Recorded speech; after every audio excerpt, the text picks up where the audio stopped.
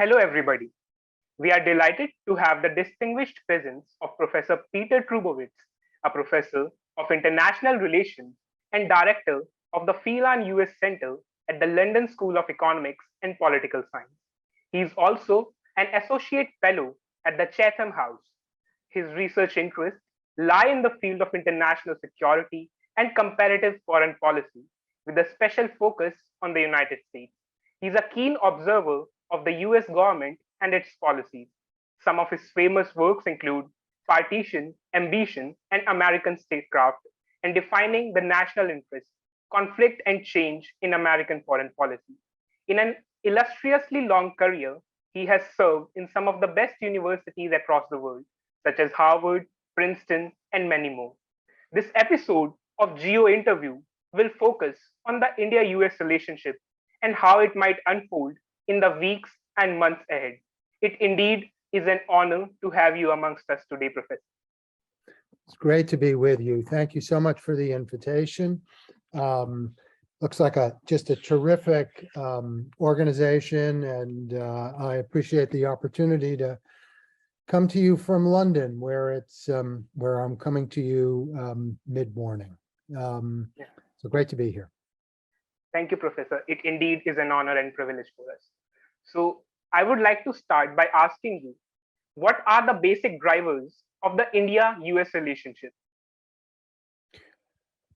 Well, that's a big question, and an important one. And I mean, the U.S., the India-U.S. relationship is of course shaped by many things, from geopolitical pressures to economic interests to domestic politics on both sides.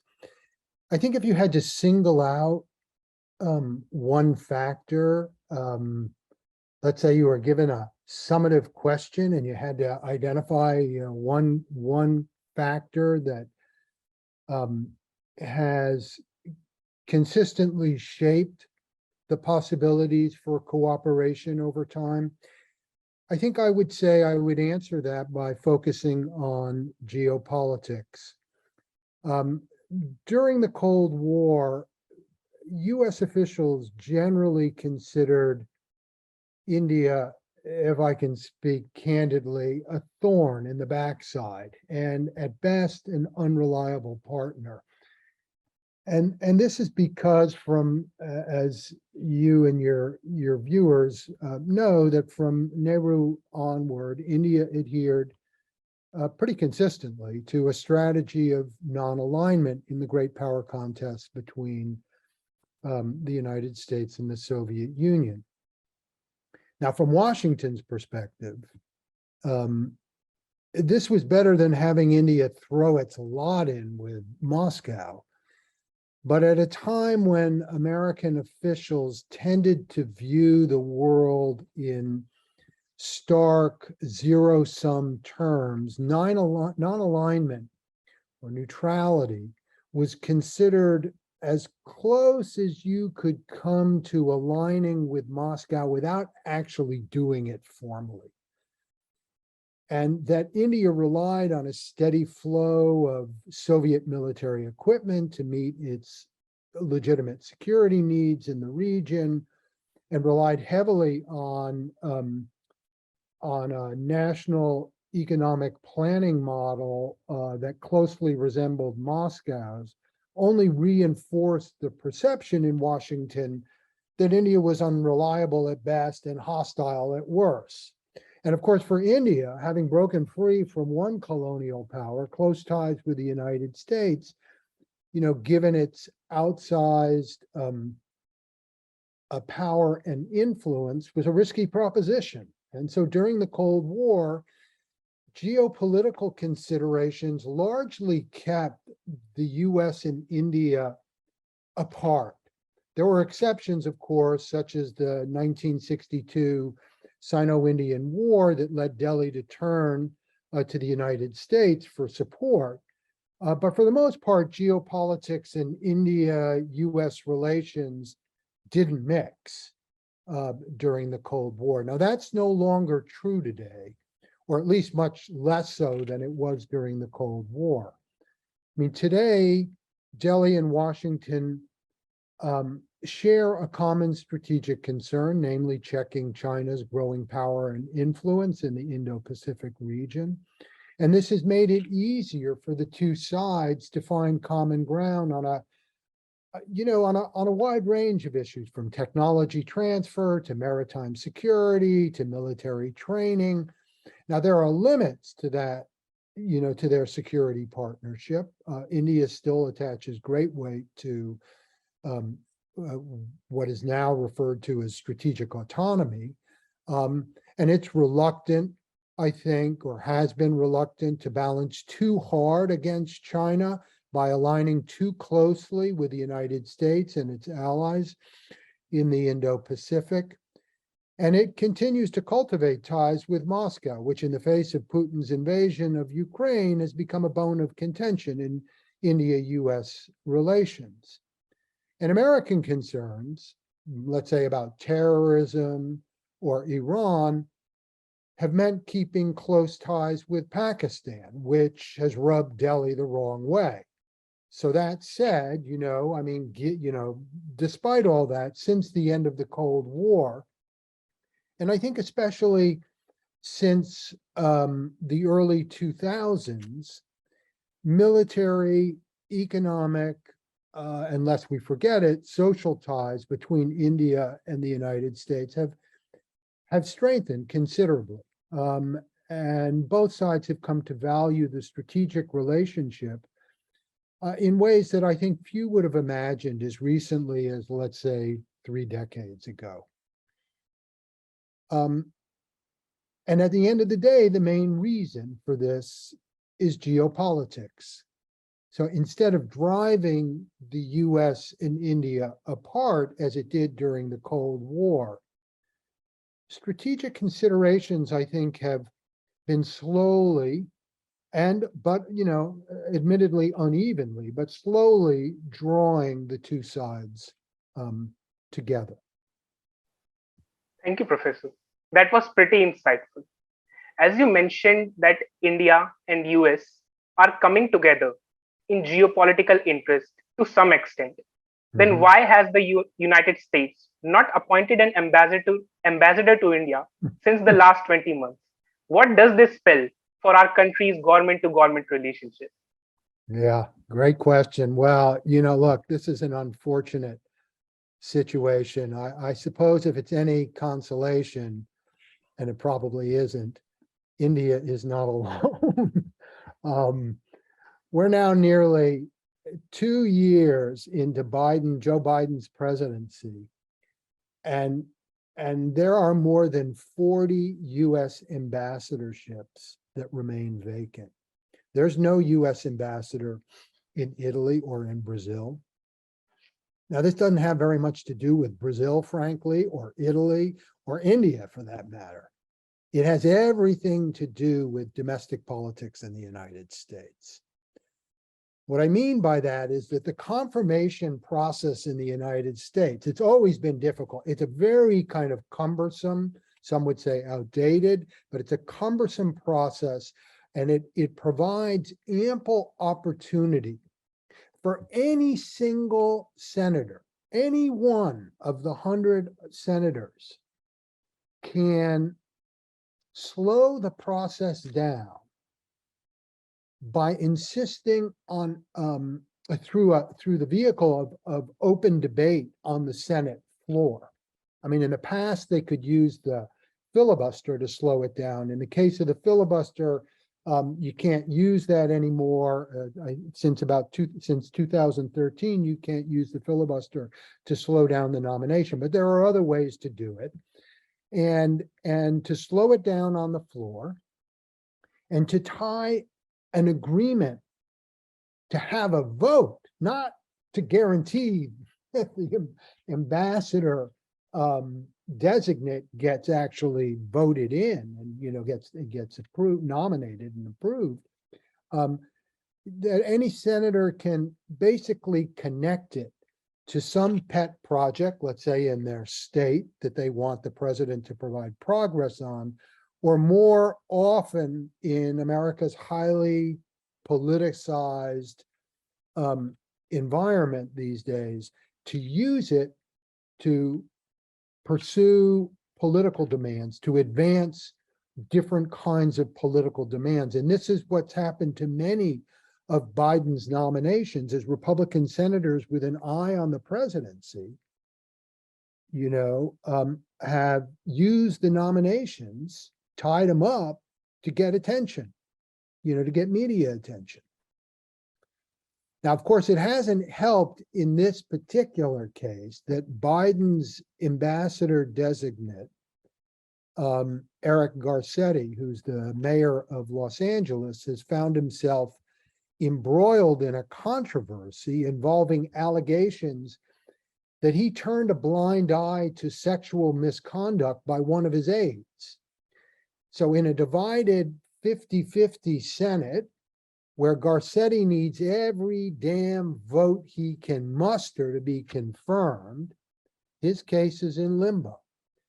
And it's hard to imagine that there will be a vote on his ambassadorship before the midterm elections in November. And even then, it's unclear whether the Biden administration will be able to muster the votes,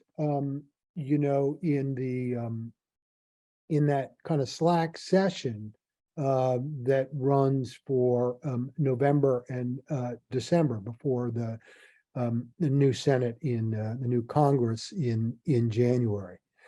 And I guess, just to answer the second part of the question, I mean, it's just the absence of an American ambassador in Delhi who has the president's confidence, and Garcetti does. Garcetti was very involved, was part of Biden's transition team in picking, vetting and choosing appointments for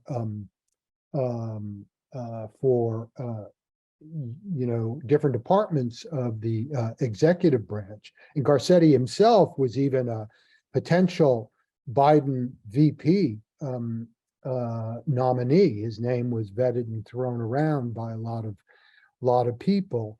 Not having somebody with the president's confidence in Delhi just doesn't help when you're trying to manage bilateral issues from trade to e-commerce to temporary work visas. I mean, it's a long laundry list that require attention, but that's frankly where we are, and we might be there for a while.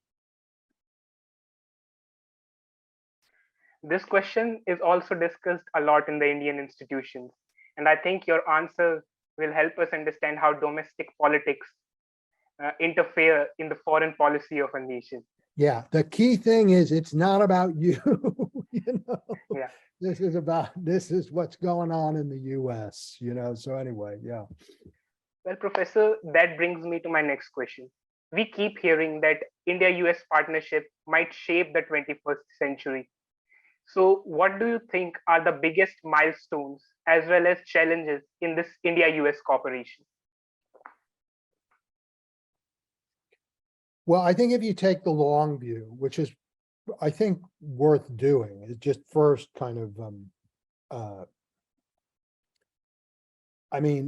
is remembering that since India's independence, ties with the United States have, weathered a long period of distrust through the Cold War, mistrust, and also periods of just downright estrangement over either actions that the US has taken or actions or decisions or that the Indian government has taken, ranging from, let's say, the US tilt towards Pakistan in 1971 in the war, to India's first nuclear test in 1974, and again in the late 1990s when India completed a series of underground nuclear tests that caught the United States and everybody else by surprise and stoked a lot of fear because they were very close to the Pakistan border, those tests. And relations were harmed, I'm old enough to remember this. By the 1984 toxic gas and chemical leak, at the American-owned Union Carbide plant, the pesticide plant in Bhopal, that led to, over time, the death and disability of tens of thousands of Indians. So those are, those are a lot of kind of low moments, if you will, or some really important and significant periods of mistrust and estrangement. But there have also been, in the long history of India-US relations, if we're talking about milestones, moments of genuine cooperation and goodwill. And I'm not going to get all Pollyannish here, but the collaboration between American and Indian scientists in the 1960s that led to the Green Revolution and high yield agricultural crops. I remember this very well, the warming of relations that followed Bill Clinton's visit to India in 2000, which gave rise to, a set of institutionalized forums, all under the rubric of an economic dialogue, and ultimately really opened the path, pushed on the American side by the Bush administration, to the 2005 US-India Defense Partnership, which really set the security relationship between the two countries on its current trajectory. So I would say, since India declared independence in 1947, relations have fluctuated. There have been highs, there have been lows. It's been marked by some rough patches of tension and misunderstanding, but I think also periods of genuine cooperation and sustained advancement. And I think we're more in that kind of latter period. We're more under the heading of genuine cooperation and advancement today than we are under the heading of tension and misunderstanding. That is not to say that it is smooth sailing and that there aren't difficulties, but it's more, the glass is like half full rather than half empty right now.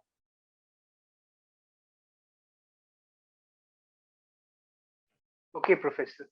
Well, now I want to ask you that you have already mentioned about Indo-Pacific and how the region is bringing India and US close together. What should be our approach to the Indo-Pacific region, and along what goals or KPIs can we onboard and align most stakeholders in the region? Now, it's a great question. It's a hard one. So I would say, I guess, kind of looking back and thinking about going forward, I would say two things. The most important things are transparency in particular in the India-US relationship, but more generally in the region, and a recognition that Rome wasn't built in a day. As I just mentioned, in response to the previous question that you asked about milestones, challenges, mistrust has hobbled the India-US relationship in the past, and it could do so again. I mean, one just should not assume that just because relations have been moving in a positive direction, broadly speaking, for the past 2 decades, that will continue. I mean, nationalism is alive and kicking in both countries, and this can fuel suspicions. about each other's intentions. And it can also lead others in the region to keep a safe distance, or to hedge their bets about what they're getting involved in with either or both countries. I mean, there's a lot of concern. Let's leave India aside. There's a lot of concern about nationalism in the United States. Yeah, everybody's, you know, uh, there was a huge sigh of relief when Joe Biden took the oath of office in January 2020. Maybe a little less in India than in other places, but in general, that was true. But the concern that you hear, I certainly hear this a lot, in European capitals, but I know it's true also in Asian capitals.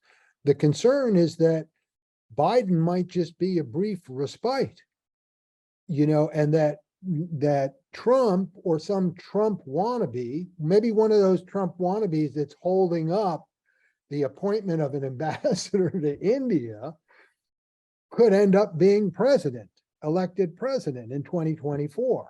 And that creates problems, it creates problems or potential problems for progress on the economic front, economic relations between the US and India, but also within the region more generally. So that's one thing. I mean, at the same time, I think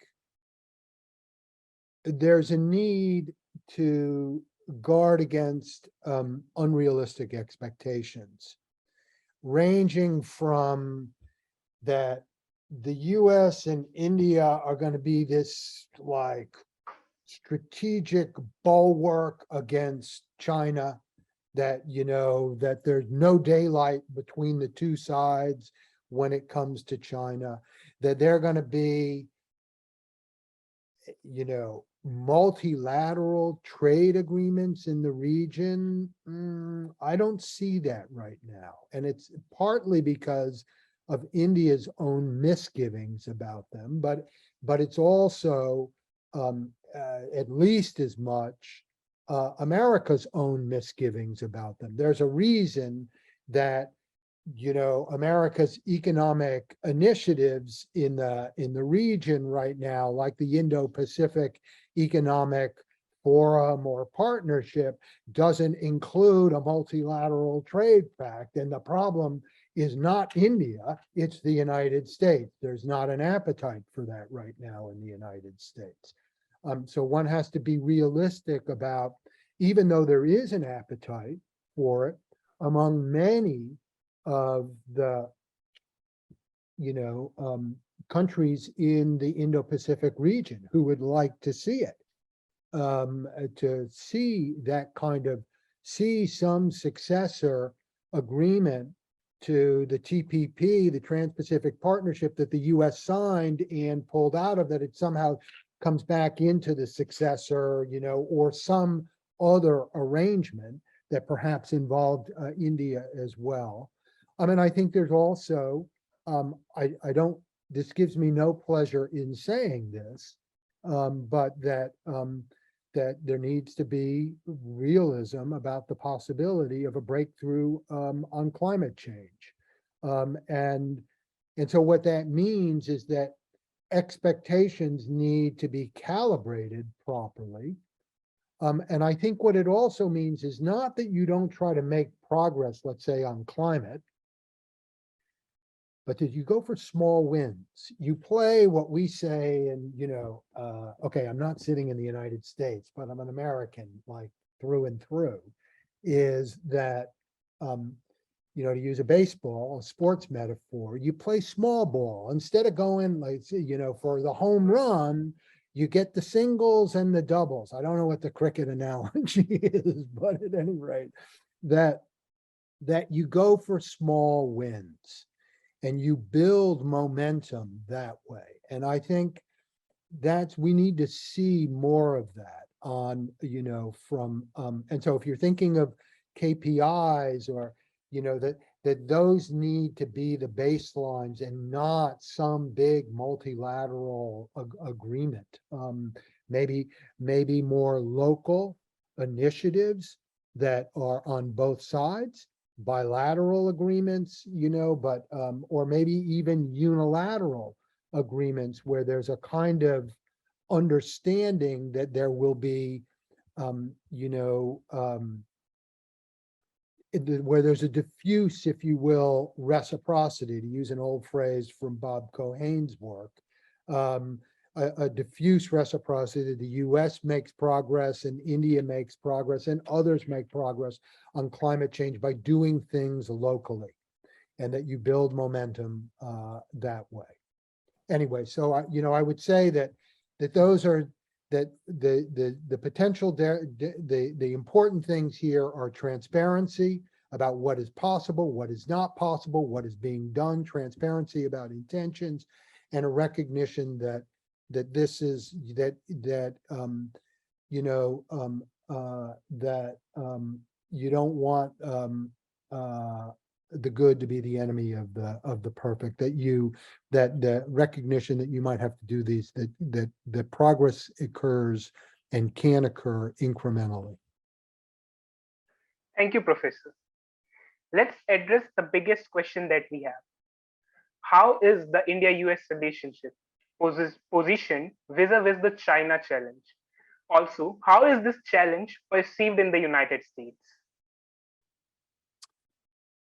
Well, look, I mean, I think I've already said something about how the China challenge is drawing the US and India closer together, albeit in an uneven and imperfect way. Imperfect meaning only in the uneven sense of it. It's not full-throated. There's India hedges. The United States position is not perfectly consistent. But I think I've said something on that. Let me say a few words for your viewers about how the China challenge is perceived in the United States. Here, I think I can, add some value and put things in some historical perspective that might be constructive and helpful. For much of the past 25 years, let's say, past quarter century,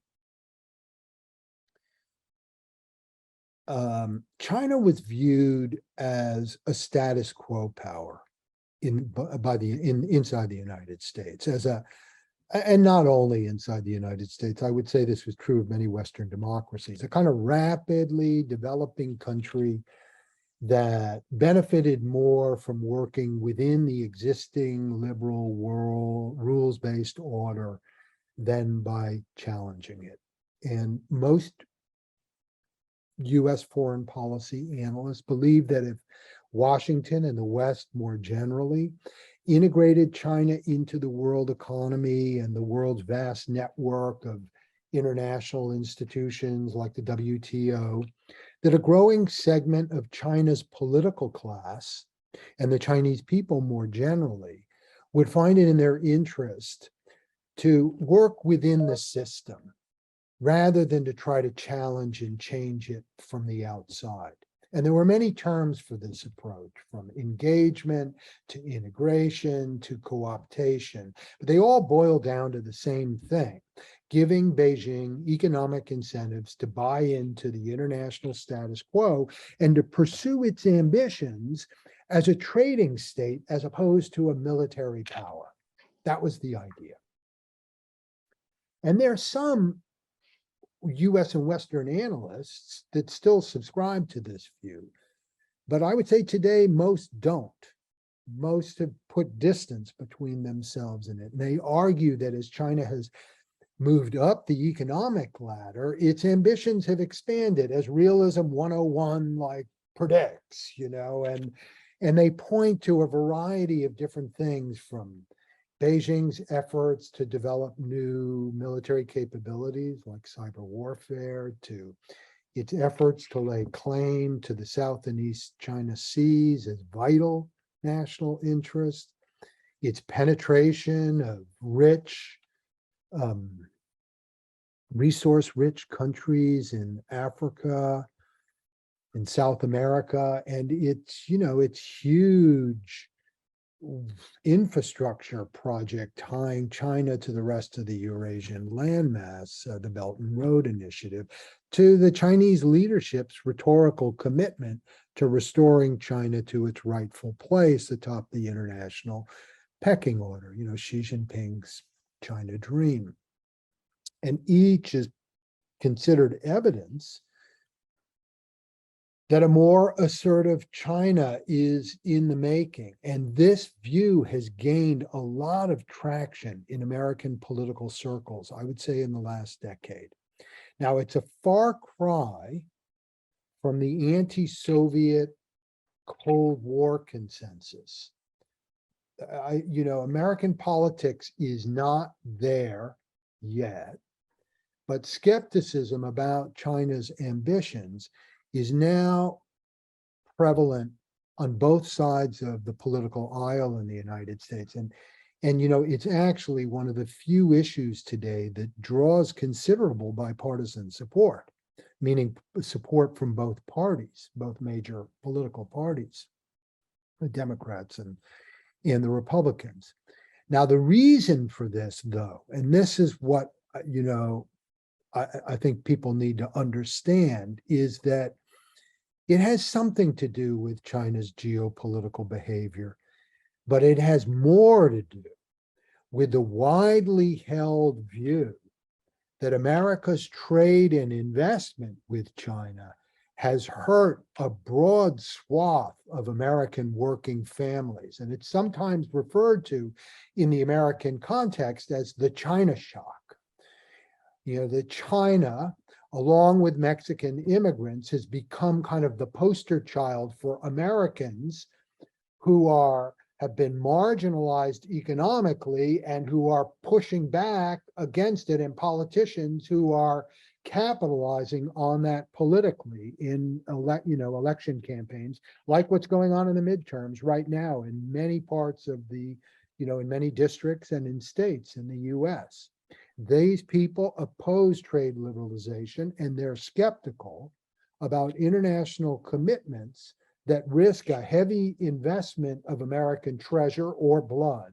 And many of these voters cast their votes for Donald Trump in 2016 and again in 2020. So why does that matter for US-India relations? The short answer is that it matters because while most American foreign policy analysts see great value in strengthening US-India ties, frankly, it's not clear that most American voters do.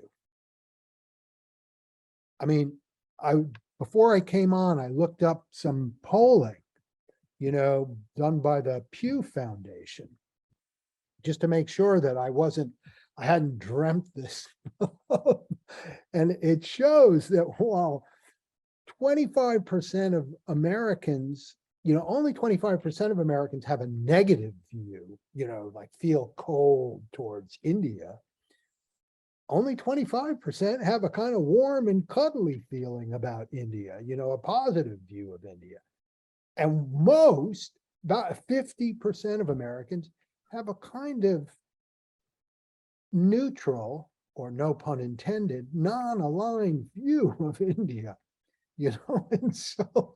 and thus it would be a mistake for US or Indian officials to assume that just because India, the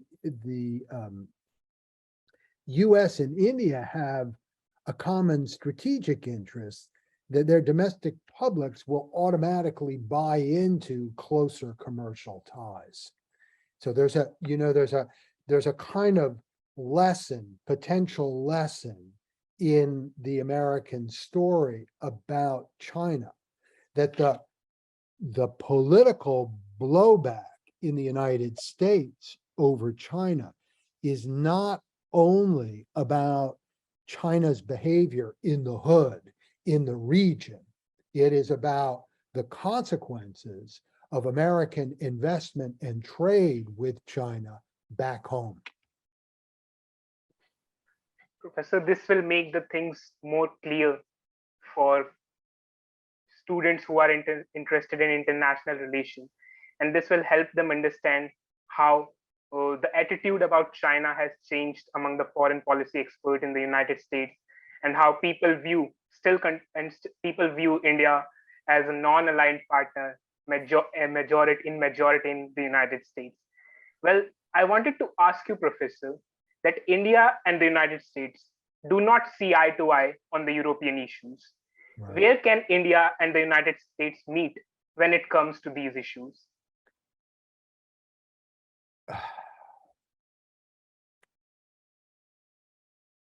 Well, one outstanding question that's getting some attention right now, especially in the last couple of weeks, is how far India is ultimately willing to move towards the United States and its European allies when it comes to the war in Ukraine.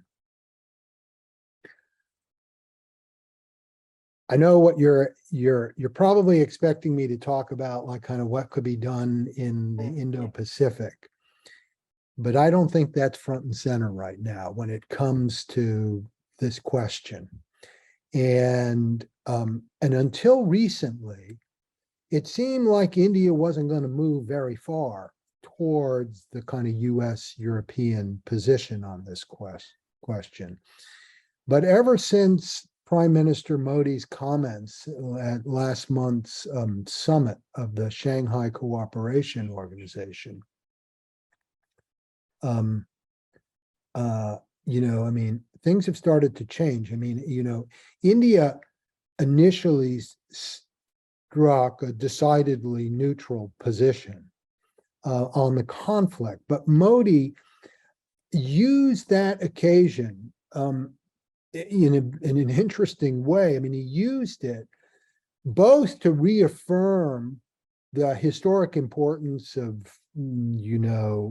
India-Russian relations, but he also used it to signal India's displeasure with Putin's prosecution of the war, reminding Putin that the present era, as Modi put it, is not one of war. And so I guess what I would say here is, while India has clear reservations about the existing international order, in part because it's excluded from things like the Security Council by the existing international order, its growth and development is also contingent on upholding existing rules such as sovereignty and territorial integrity.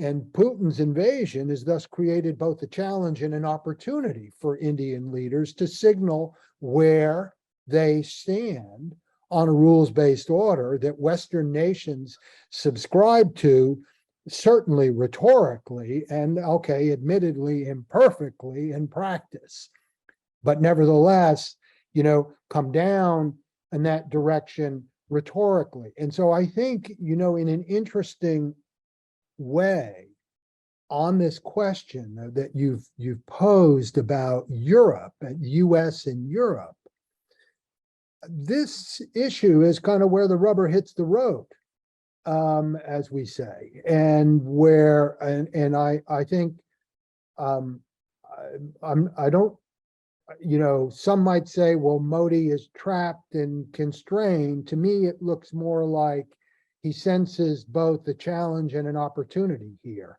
And he's pivoted in the last few weeks.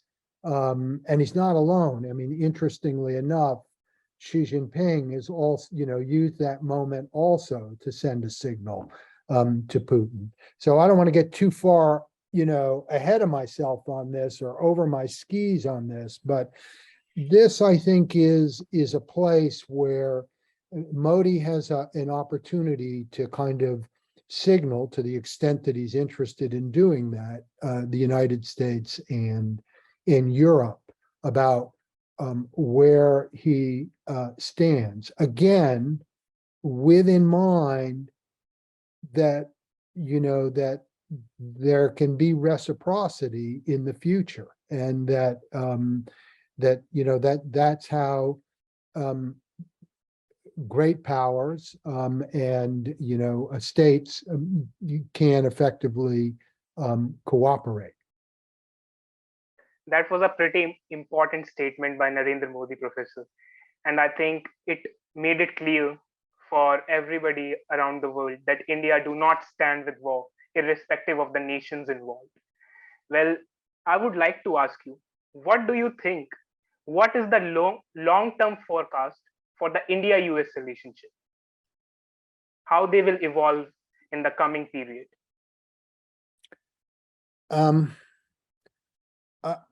Well, here's what I want. I think, so here one has to be careful that one doesn't substitute one's hopes for analysis.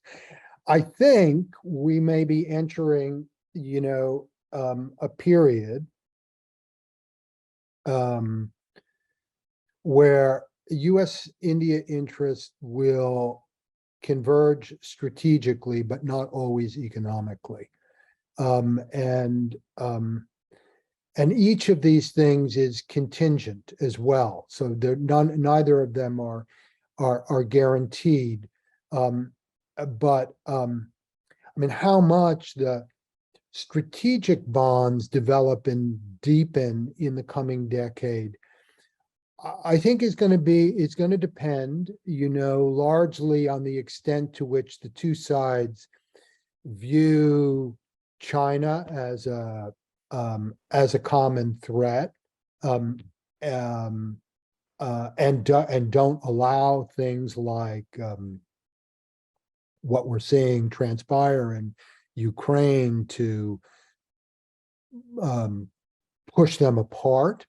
But with respect to the two sides viewing China as a common challenge,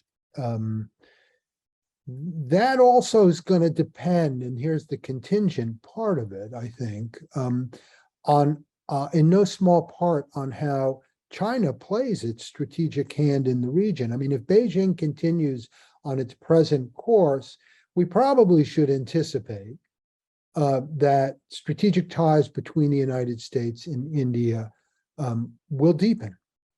Because they'll both find it in their interest to cooperate, even if they can't agree on other things, visas or what have you. But if Beijing adjusts its course and works harder to reassure its many neighbors, including India, about its intentions, then India, I think, is more likely to take a balanced approach, seeking more, not less, strategic autonomy, no matter what Washington wants. So, so some of this we should remind ourselves is that it's not entirely in India's hands or America's hands, with respect to how the strategic relationship develops. It depends on the behavior of other players in the region, and most notably China.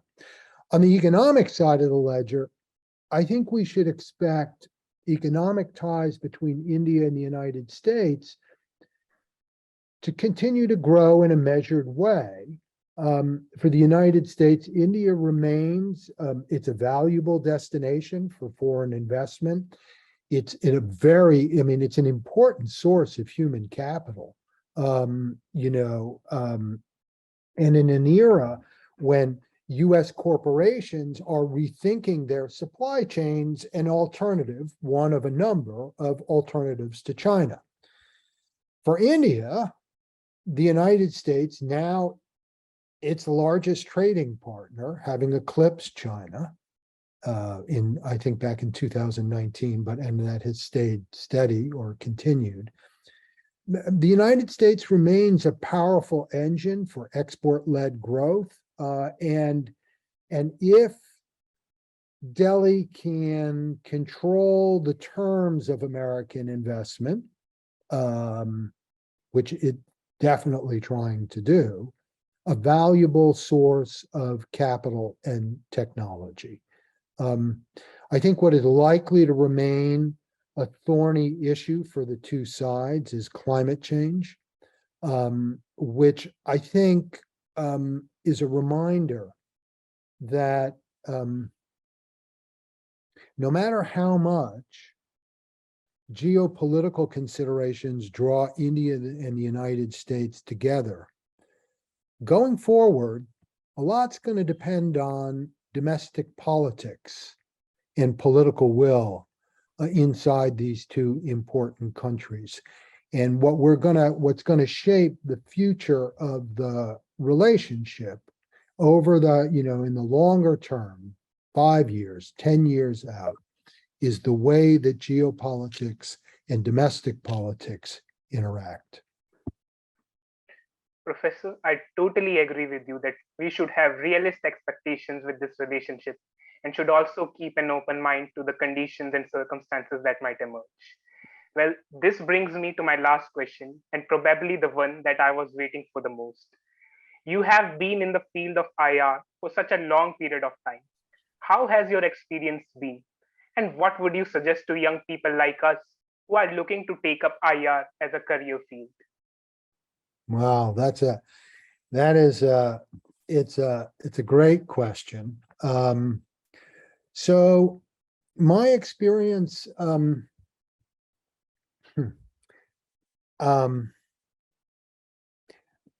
I love academia, and and it's been a pleasure to kind of be in this line of work. It's a family business. I should probably kind of mention. I mean, my wife is an academic, also here at the LSE.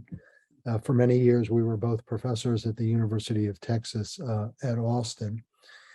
And we have two sons who are both pursuing PhDs in the United States as well. So I don't know, it's like it seems to be kind of in our DNA. I think for me, what I've always tried to do is balance an interest in international relations theory with a commitment to addressing practical political policy problems. And so a lot of my work is focused on uncovering and identifying the ways that foreign policy decisions are made in the United States, but also in other countries, and to do so in a way that avoids the kind of it's either it's either one approach or another approach. The field is often divided between those who really stress international considerations and drivers and those who focus on domestic drivers. And if there's a thread that runs through my work from my first book that you mentioned at the outset, Defining the National Interest, through my book, Politics and Strategy, to my forthcoming book with a former student, Brian Burgoon, who's a professor at the University of Amsterdam, which is called Geopolitics and Democracy, and that looks at the evolution of the liberal order from its foundation in the post-war period to its fracture since the end of the a widening fracture since the end of the Cold War. It is this focus on the way that international and domestic politics interact.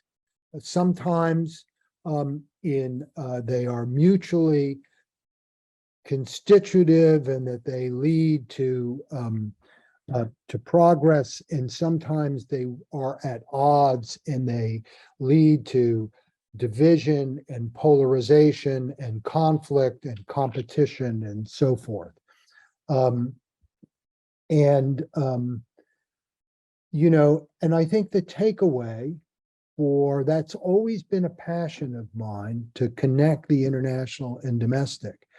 And I suppose what I would say as a message to students out there is there was a time when thinking about the interaction between international and domestic politics wasn't very popular in the field. And I stuck with it. And I was, you know, that was kind of, that's how I thought and still do think about international politics, you know, and about that connection and interaction between the international and domestic sides. And so I think when people start to do a PhD, when they start to go, if they want to pursue a career in international politics, they should pursue and stick, you know, to if their desire to do it is animated by a particular way of thinking about international politics, they should stick with that. They should pursue it. I mean, of course, you know, if events and data kind of suggest that there's a problem with the way that you see the world, you have to back up and recalibrate and rethink. But I think it's good to you know, bring that kind of passion to the field. We need it, and we certainly need lots of new voices in the field from parts of the globe that have been underrepresented in the Western canon of IR, and it's a good thing to see that kind of broadened and developed. And that's actually one of the things that's great about the LSE is that the international, not as a plug for my department, but that the LSE has been committed to kind of broadening and deepening and expanding the voices that are present at the table.